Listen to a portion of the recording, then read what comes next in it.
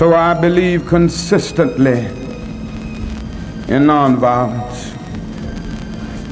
And this is why today, as I look at my brothers and sisters engaging in violence in our cities, I must continue to say, however much they refuse to listen to me, that this isn't the way.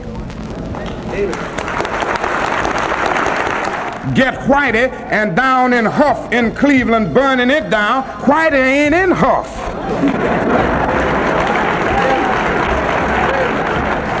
Somebody's got to have some sense in this world. And a lot of white folk have demonstrated eloquently that they don't have no sense. And why should we be that way?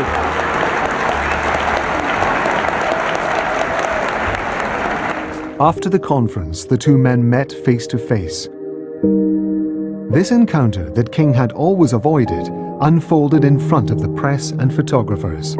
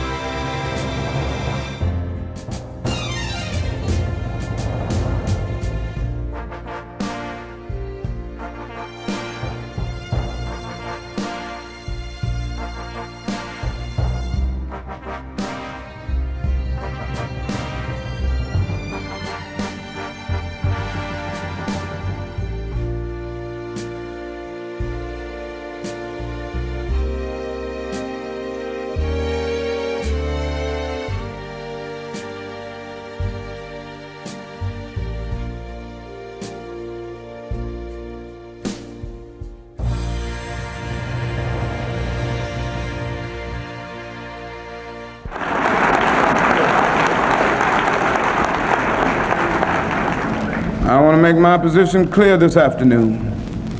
I'm not going to kill anybody. I'm not going to kill anybody here in America, and I'm not going to kill anybody in Vietnam. I don't plan to kill anybody.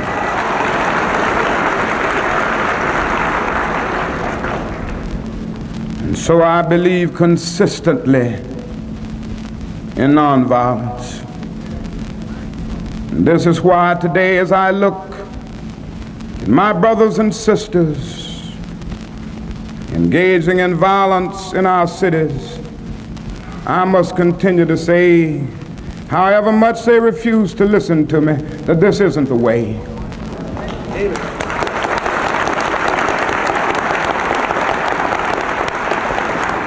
From a moral point of view, it isn't the way. But from a practical point of view, it isn't the way. Therefore, as I look out in the cities and I look on television and see hundreds and hundreds of our black brothers and sisters standing in a bread line, I say to myself that a riot does more harm to the Negro than it does to anybody else.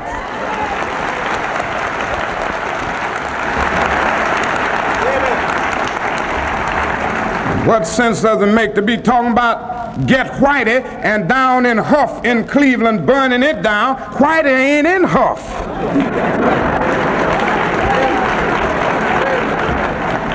Negroes end up burning their own communities down, and then when you look at the casualty list, who is it that gets killed? The vast majority are Negroes. And so I'm not gonna give you a motto, preach a philosophy, burn, baby, burn. I'm going to say, build, baby, build. Organize, baby, organize.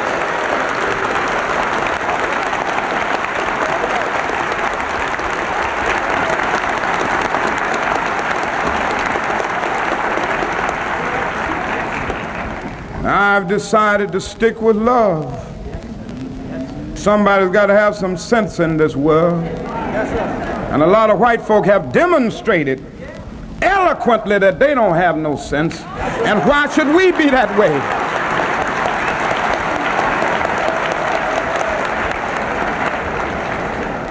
reason I'm not going to preach a doctrine of black supremacy is because I'm so sick and tired of white supremacy. Amen. Do you consider yourself militant? I consider myself Malcolm. I think when he left the Nation of Islam in March of 1964, he felt, to a great degree, I feel, a kind of a liberatory. He felt liberated. In fact, he at some point said something about the straitjacket is no longer on him. Now he can move and become more political. Because understand that the Nation of Islam tended to tamp down any kind of political expression, to stay clear of that.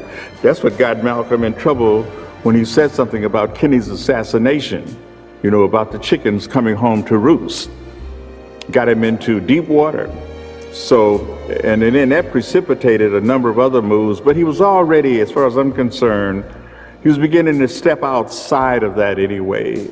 He saw himself in a larger picture and making a greater contribution. What will be the difference between your new movement and the Nation of Islam? Well, the basic difference will be it'll probably be more flexible, and it's not my intention to teach among Muslims or those who are already Muslims, but to take Mr. Muhammad's message out among the non-Muslim so-called Negroes. Well, you will work then with Negro groups that are working for integration? But we won't be joining them, nor will they be joining us, but we will work together on any objective that we have in common, or that will be for the common good of the Negro community. In Washington, Martin Luther King continued his political work with a group of senators sympathetic to his ideas. He joined the debate on the Civil Rights Draft Bill. Initiated by Kennedy, the bill was the most progressive legislation yet regarding African Americans. During a press conference which he gave on Capitol Hill, King saw an unexpected visitor at the back of the room. It was Malcolm X. Malcolm X always wanted to meet King and debate with King, but King always refused to meet with Malcolm, largely because he knew that if he met with Malcolm, support from the white community would be almost eliminated. So King had to carry himself in such a way that the support which he got from the world white community would not dry up. After the conference, the two men met face to face.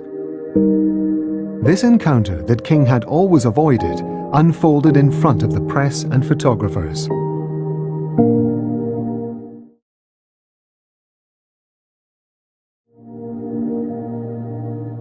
The meeting only lasted a minute, but these images that capture them side by side, like this photo where they're smiling, became a strong symbol of reconciliation between two opposing visions of the black cause. Those two people, Martin and Malcolm, symbolize something that is in all African Americans. Each of us has a little bit of Martin and a little bit of Malcolm in us. See, Malcolm represents that blackness in us, that sense that we don't want white people messing with us. We are Malcolm represents that fire, that fight, that refusal to let anybody define who we are. King represents our desire to get along with everybody, including whites.